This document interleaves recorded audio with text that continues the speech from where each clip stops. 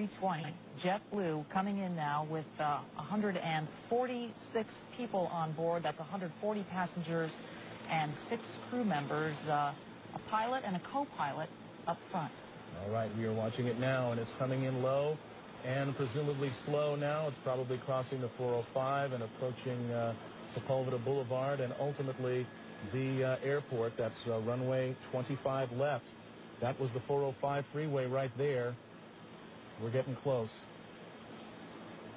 25 left, as Mark pointed out, the longest runway at LAX, the one they want to use for emergency landings if they can. And here it comes in now, this JetBlue flight 292 with that front nose gear pointed sideways.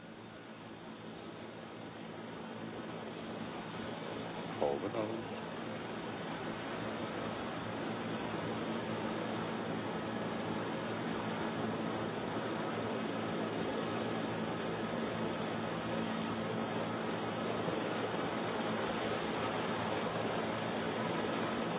Seen a lot of smoke, but so far it's still intact.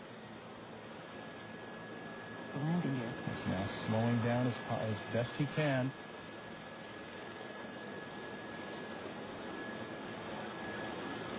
End of the runway. Mighty strong landing gear here. That's the tires burning out there. All right. Best of all possible scenarios, it did not collapse. The chin gear, or the chin of that aircraft did not skid down the runway. It has come to a complete stop.